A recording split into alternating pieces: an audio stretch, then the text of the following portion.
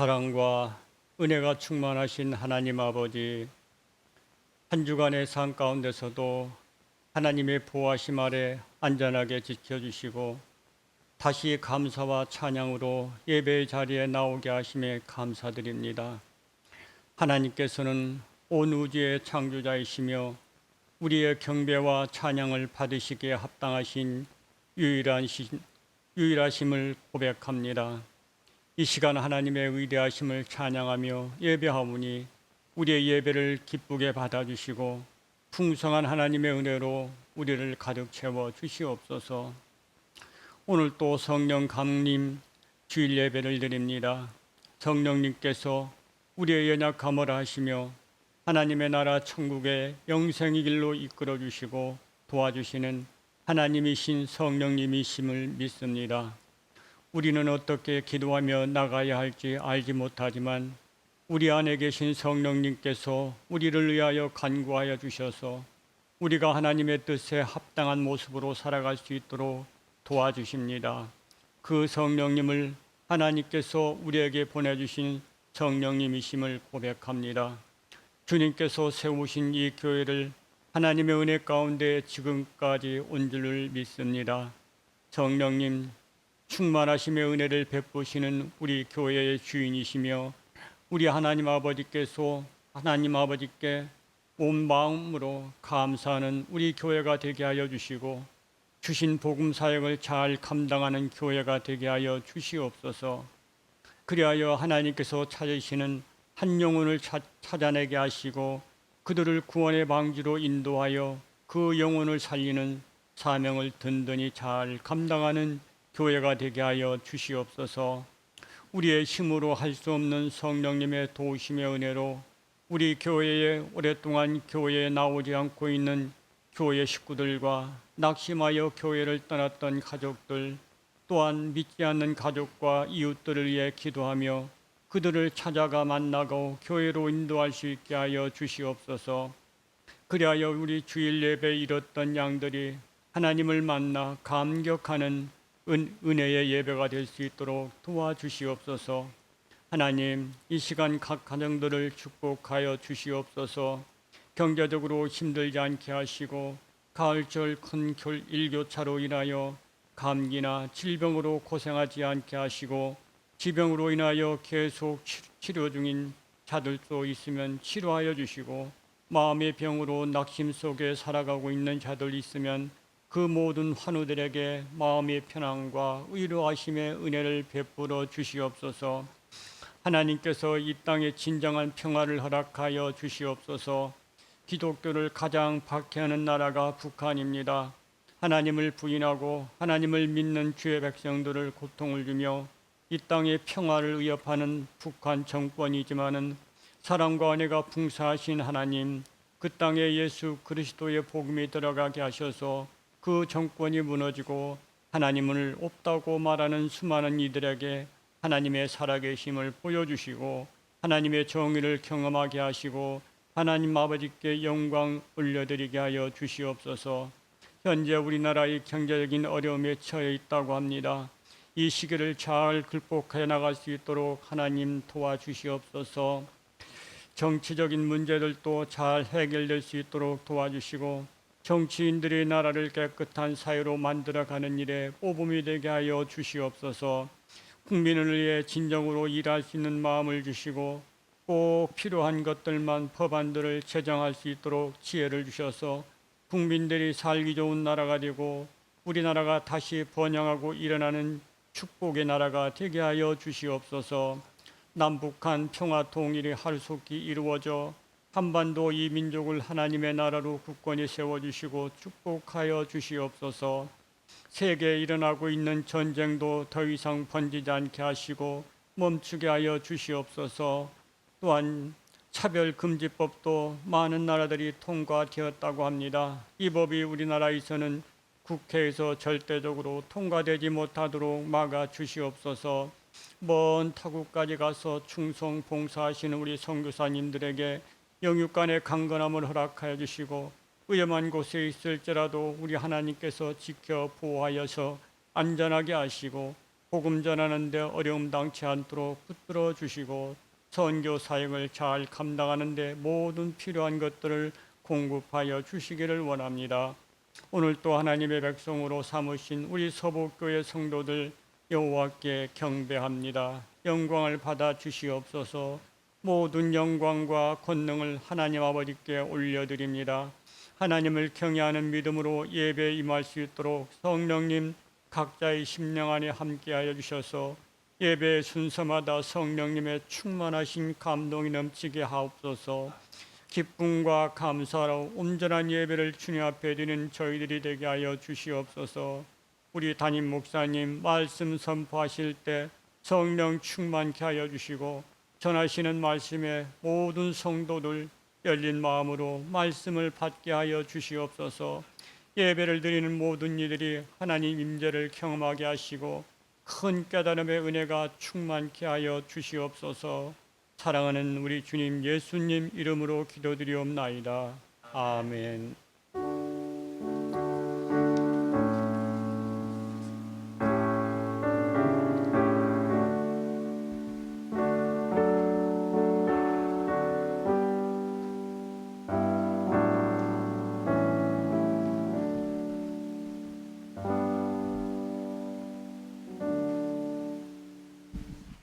오늘 우리 함께 읽을 기록된 하나님 말씀, 신약의 말씀 마가복음 제10장 35에서 45절까지의 말씀입니다.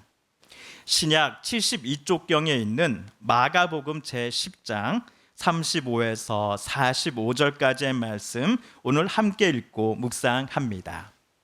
세베대 아들 야고보와 요한이 주께 나와 여짜오되 선생님이여 무엇이든지 우리가 구하는 바를 우리에게 하여 주시기를 원하옵나이다. 이르시되 너희에게 무엇을 하여 주기를 원하느냐. 여짜오되 주의 영광 중에서 우리를 하나는 주의 우편에 하나는 좌편에 앉게 하여 주옵소서. 예수께서 이르시되 너희는 너희가 구하는 것을 알지 못하는도다. 내가 마시는 잔을 너희가 마실 수 있으며 내가 받는 세례를 너희가 받을 수 있느냐. 그들이 말하되 할 수 있나이다.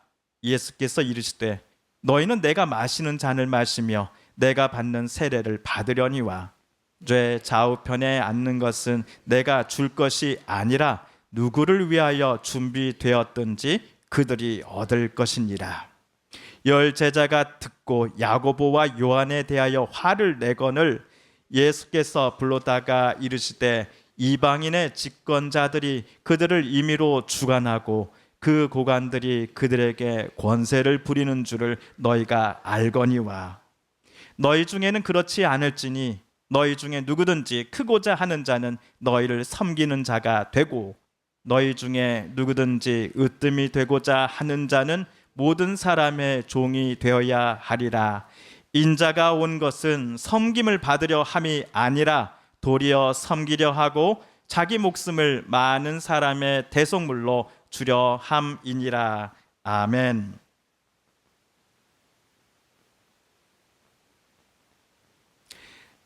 자신을 지식 생태학자라고 소개하는 한양대학교 소속 김태환 교수라는 분이 있습니다. 그가 쓴 저서 중에 재밌는 제목을 가진 책이 있습니다. 책 제목이 이런 사람 만나지 마세요입니다. 이 책에는 반드시 남에게 피해를 주는 기피 대상 인물이 나옵니다. 총 10가지 유형 중에 제 두 번째부터 마지막 10번째까지를 제가 먼저 한번 읽어보겠습니다. 필요할 때만 구하는 사람, 나뿐인 사람, 365일 자기를 과시하는 사람, 많은 문 중에서 말문을 막는 사람, 과거로 향하는 꼰대인 사람, 감탄을 잃은 사람, 책을 읽지 않고 책을 잡히는 사람, 단점만 지적하느라 장점을 볼 시간이 없는 사람, 그리고 마지막 10번째는 대접받고 은혜를 저버리는 사람입니다. 우리 성도님들께서는 제 두 번째부터 10번째까지 중에 제일 공감 가는 유형이 몇 번입니까? 롯데타워 VIP 레스토랑에서 공짜로 밥을 사준다고 해도 절대로 같이 밥을 먹고 싶지 않은 사람, 같이 먹었다가는 체할 것 같은 사람, 이 9가지 유형 중에서 어느 것이라고 여러분은 생각하십니까? 그렇다고 하여 저를 바라보시면서 생각하지는 말아주세요. 앞에서 이런 사람 만나지 마세요의 총 10가지 유형 중에 9가지를 제가 말씀드렸으니 이제 남은 한 가지를 소개해 드릴 차례입니다. 대망의 1순위는 바로 귀 막힌 사람입니다. 사람의 신체 기관의 이목구비 중에 이 귀를 다른 사람 앞에서 일방적으로 닫아버리는 사람입니다. 이 책을 쓴 김 교수는 우리가 피해야 할 사람의 10가지 유형 중에 귀가 막힌 사람을 제일 먼저 소개했습니다. 귀를 닫아버린 사람들과는 원활한 대화가 불가능합니다. 왜냐하면 그들은 일방적으로 어떤 모임이나 자리에서 말의 주도권을 자신들이 독점하려고 하기 때문입니다. 틈을 노려서 내가 뭔가를 말해보려고 하면 마치 농구 시합에서 다른 팀 선수가 갖고 있는 공을 잽싸게 빼앗아 가듯이 내가 잠시 숨을 쉬는 틈을 못 참고 그들은 다시금 본인의 이야기를 끼워놓고 풀어내기 시작합니다. 이런 유형의 분들과 함께 모임을 가지고 마치고 나서 집에 돌아오지 않습니까? 그러면 요즘 방송에서 쓰는 표현을 사용해 보자면 우리 귀에서 피가 날지 모릅니다. 이처럼 귀가 막힌 사람의 특징은 남에게는 귀를 열라고 강요하면서도 정작 자기의 귀는 닫는다는 점에 있습니다. 그런데 김 교수는 여기 한 가지를 덧붙입니다. 귀를 닫고 듣지 않는 사람은 상대가 무슨 이야기를 해도 이미 자기 안에 답을 갖고 있는 사람입니다. 라고 말이지요. 그러니 이분들과는 대화와 타협의 과정을 밟아가기가 너무나 어렵습니다. 귀가 막힌 사람에게는 이미 자신만의 확고한 답을 갖고 있기 때문이지요.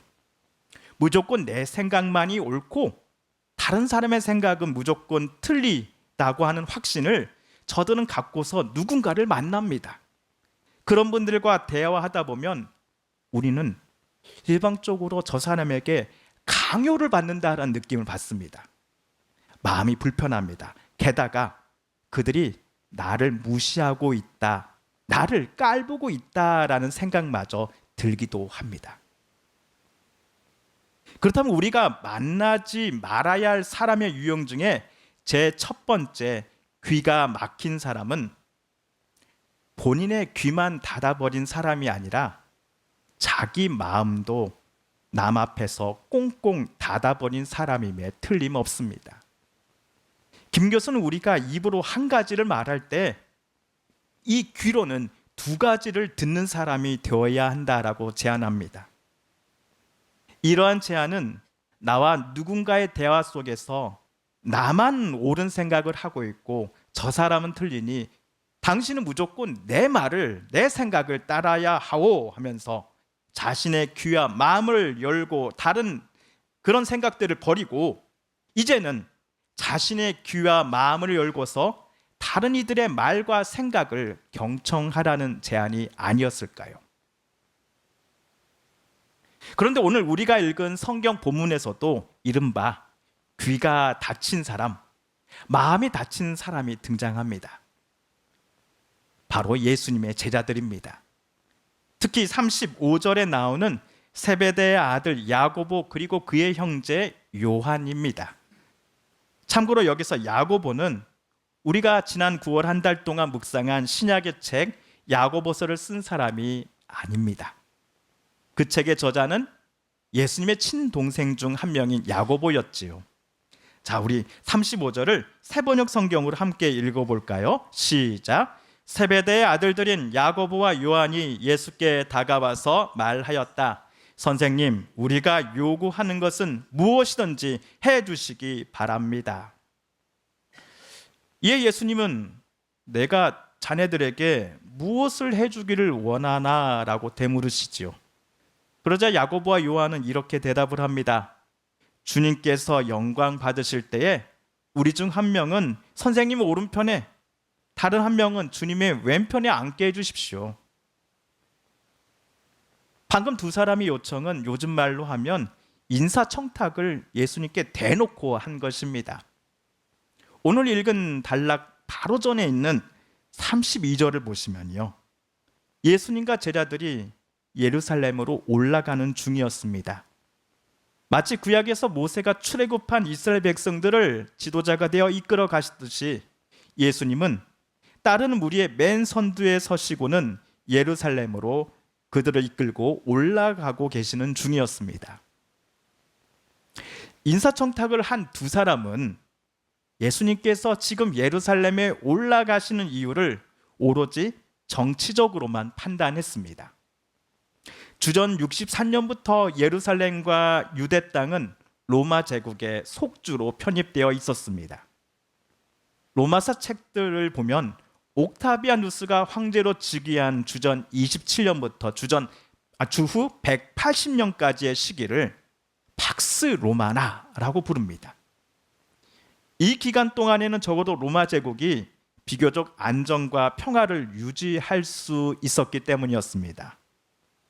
그러나 로마 제국의 통치와 지배를 받는 나라와 민족으로서는 그 시기가 평화의 시기였을까요? 그 시기 동안 로마 제국이 누렸다라고 자부하는 평화는 로마 군인과 정치인들이 속주와 식민지 사람들을 군홧발로 찍어 누르고 세금을 강탈하면서 얻어낸 것이기 때문이었습니다. 예수님의 오늘 말씀 42절도 이 상황을 반영을 합니다. 오늘 야고보와 요한은 예수님께서 예루살렘으로 서둘러 올라가시려는 이유가 예루살렘에 위치한 로마 총독부를 접수하기 위해서라고 간주했습니다. 지금까지 예수님께서 행하셨던 기적들을 볼 때에 두 사람은 예수님께서 로마 식민지가 되어서 고통받는 유대 땅과 우리 동포들에게 자유와 독립을 회복시켜 주시고자 하나님께서 보내신 메시아가 분명하다라고 생각했던 것입니다. 구약 사사기에서 미디안으로부터 고통받는 이스라엘을 위해 하나님께서 기드온을 보내셨던 것처럼 말입니다. 그러니 두 사람은 예상하기를 예수님께서 예루살렘에 입성하시자마자 로마 총독부 군사들과 예수님이 준비한 병사들 사이에 큰 전투가 시작될 것이고 그 전투는 예수님 쪽이 승리할 것이다 라고 그들은 기대했던 것 같습니다. 올해 노벨 문학상을 우리나라 작가로는 최초로 한강 씨가 받은 것에 감동이 여전히 계속되고 있습니다. 출판사와 인쇄소 모두 즐거운 비명을 지르고 있다고 합니다. 그런데 신문을 보니 이번에 누가 노벨상을 받을 것인가를 두고서 도박사들이 베팅을 했다고 합니다. 사전에. 월드컵 축구 우승을 어느 국가가 할 것인가를 놓고 베팅을 했다라는 이야기는 많이 들어봤어도 노벨상을 두고서 도박사들이 돈을 걸었다라는 것은 이번에 처음 들어봅니다. 도박사들의 대부분은 중국의 어떤 작가에게 베팅을 했고 한강 작가에게 돈을 건 도박사는 없지는 않았으나 상대적으로 소수였다고 합니다. 그러니 한강 작가에게 돈을 건 사람은 자기가 건 돈의 33배를 33배를 벌었다고 합니다. 어쩌면 인사청탁을 했던 세베대의 아들 야고보와 요한도 도박사들처럼 예수님의 승리에 자기의 돈을 건 사람들이었을지도 모릅니다. 아니죠. 어찌 돈뿐이겠습니까? 예수님이 이뤄놓으실 미래에 본인들의 인생을 모두 갈아 넣듯이 송두리째 걸었던 사람들입니다. 그들의 예상처럼 예수님께서 로마 황제가 파견한 빌라도와 그의 로마 군사들을 모두 쫓아내고 또한 저들 로마 제국에 아부하며 자신들의 권력을 누려왔던 헤롯 가문의 후손들을 처형시키고는 이스라엘의 자주 독립 왕국이 시작되었음을 선포하실 때에 본인들을 왕이 되실 예수님의 좌우 옆자리에 앉혀달라는 것입니다. 우의정, 좌의정 같은 높은 직위를 미리 이곳에서 약속해달라고 청탁한 것입니다. 이에 예수님은 두 사람에게 물으십니다. 내가 마시는 잔을 두 사람이 정말 마실 수 있고 내가 받는 세례를 두 사람이 받을 수 있는가? 그러자 두 사람은 한치 주저함도 없이 대답을 하지요. 예, 마실 수 있습니다. 예, 받을 수 있습니다. 그들이 대놓고 청탁을 하자 제자들 중 나머지 10명이 두 사람을 향해 분통을 터뜨립니다. 무슨 말을 하면서 야고보와 요한에게 나머지 10명은 화를 냈을까요? 생각할수록 기분 나쁘네. 야, 이 사람들아, 우리가 능력이 너네들보다 없어서 예수님께 지금까지 자리 청탁 안 한 줄 알아? 너네들이 좌의정 여의정이면 나는 국무총리에 올라야 한다 라고 소리치며 두 사람의 멱살을 붙들었을지도 모릅니다. 우리는 앞에서 우리가 피해야 할 사람 중에 제일 첫 번째 유형이 귀가 막힌 사람이다라고 보았습니다.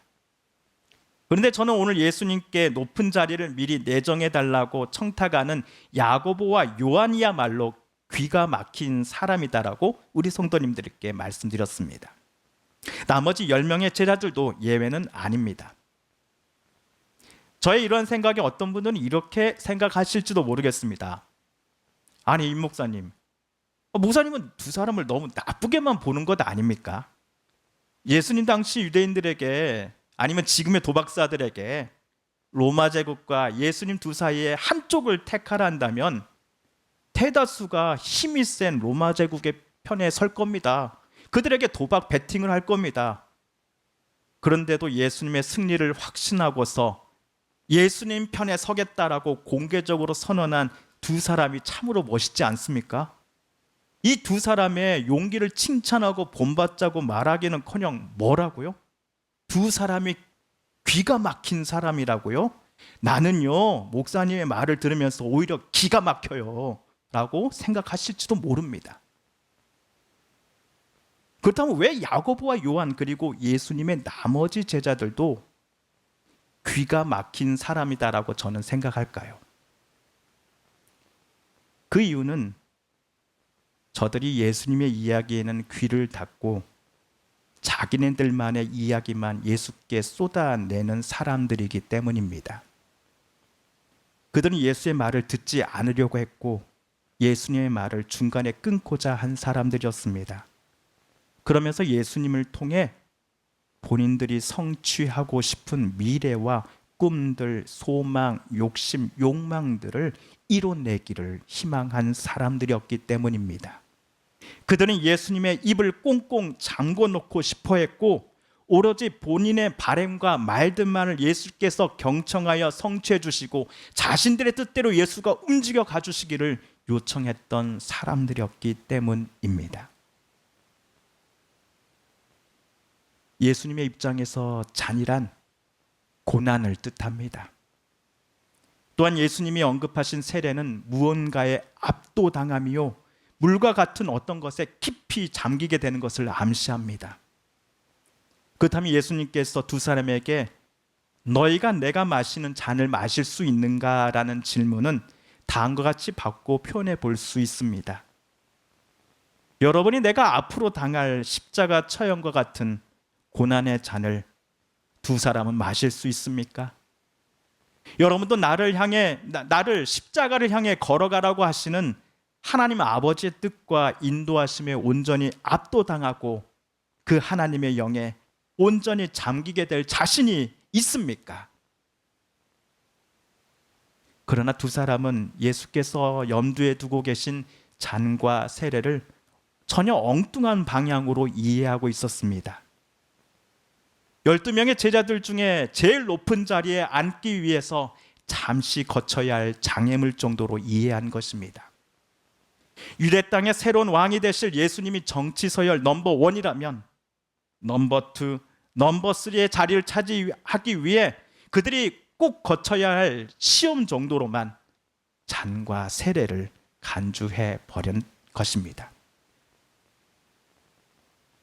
하지만 두 사람은 물론이요, 나머지 10명의 제자들이 자신들의 귀와 마음을 꽁꽁 닫고서 듣지 않으려 했던 예수님의 말씀은 무엇입니까? 오늘 45절을 우리 함께 읽어볼까요? 시작. 인자가 온 것은 섬김을 받으려 함이 아니라 도리어 섬기려 하고 자기 목숨을 많은 사람의 대속물로 주려 함이니라. 예수님은 많은 사람을 구원하시기 위해, 저와 여러분을 구원하시기 위해 실을 몸값으로 자기 목숨을 내주시고자 예루살렘을 향해 지금 올라가는 중이었습니다. 반면 그의 제자들은 모든 사람을 통치하고 남들에게 존경받고 인사받는 주인이요 고관이 되고 싶어서 예수님을 뒤따라 예루살렘으로 올라갑니다. 예수님은 섬김을 받으러 온 것이 아니라 섬기고자 이 땅에 오셨음을 보이시고자 예루살렘으로 올라가십니다. 하지만 그의 제자들은 모든 이들에게 섬김을 받고 남들에게 인사를 받는 위치와 자리를 차지하기 위해서 지금 예루살렘으로 올라가고자 합니다. 오늘 제자들의 마음과 이러한 태도가 저와 여러분의 마음 속에는 있지 않아야 할 것입니다. 성도 여러분, 우리가 예수를 믿는 것은 예수 믿고 천국 가기 위함 때문만은 아닙니다. 예수님께서 오늘 제자들에게 물으셨던 것처럼 예수님께서 마셨던 잔을 우리도 마시고 예수님께서 받으셨던 그 세례를 저와 여러분도 바꿔서 예수님을 뒤따라가는 삶이 없다고 한다면 그것은 진정으로 우리가 예수를 믿는 것이다라고 말할 수 없을 것입니다. 예수께서 십자가 처형을 받으셨으니 예수께서 받으신 고난의 잔을 나도 마신다라는 것을 필리핀에서 지금도 행해지는 고난주간의 금요일이 되면 십자가에 실제로 못 박히는 체험에 저와 여러분이 참여하는 것이다라고 이해하시면 안 됩니다. 온전히 하나님의 뜻에 붙잡힌 바 되고 성령에 감동받아 살아가고자 지금 하는 일 모두 뒤로 밀어두고 가정이야 어떻게 되든 상관없이 그저 교회 일과 오로지 예배드림을 제일 1순위로 생각하고 살라는 분들의 말에 혹하지 마십시오. 교회에서 계획한 일에 특히 담임 목사가 제안했던 사업을 하나님께서 지시하신 명령인 양 포장하며 성도의 현재 경제적인 형편이 어려운데도 헌금 약정을 부추기고 강요하는 것에 성도들께서 동참하심이 주님이 받으신 세례를 나도 또한 받는 것이다라고 착각해서는 안 됩니다. 예수님을 믿는다라고 말하는 사람이라면 그 사람에게서 적어도 예수님의 다음과 같은 모습이 보여져야 합니다. 나는 남에게 섬기려는 사람인가? 아니면 섬김 받기를 좋아하는 사람인가 말이죠. 제가 전에 있었던 교회에 어떤 권사님은 저를 보기만 하면 늘 안타까운 표정을 짓습니다. 아이고 우리 목사님 키가 조금만 컸다면 큰 교회로 청빙받아 갔을 텐데 아쉽네 아쉬워 작은 키가 라고 말씀하곤 하셨습니다. 엊그제도 제 큰아들이 아빠가 나보다 작네 하면서 갔습니다. 물론 그 권사님이 저를 정말로 아끼셔서 하시는 말씀이겠지요. 그런데 다른 것은 몰라도 그 권사님의 기도 중 한 가지가 분명히 응답을 받았습니다. 혹시 제 키가 커서 그런가요? 아닙니다. 2017년 10월 22일 주일 오후 예배 때 설교를 하게 해주시고 그해 12월 저를 청빙해 주신 교회가 참으로 큰 교회이기 때문입니다. 그 교회 이름이요 바로 홍성군 서부면 252 180-2번지에 위치한 서북교회입니다. 오늘이 2024년 10월 20일이지 않습니까? 내일 모레 화요일이 되면 정확히 제가 이곳에 온 지 만 7년이 딱 됩니다. 시간이 훌쩍 갔죠.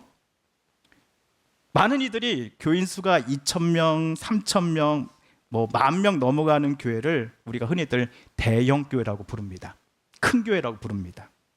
그러나 제가 우리 서북교회를 큰 교회요, 참 교회라고 여기는 이유는 우리 교회는 예수께서 보여주신 섬김과 사랑이 무엇인지를 자신들의 삶을 통해 표현해 주시는 장로님들과 권사님 그리고 집사님들이 계시기 때문입니다.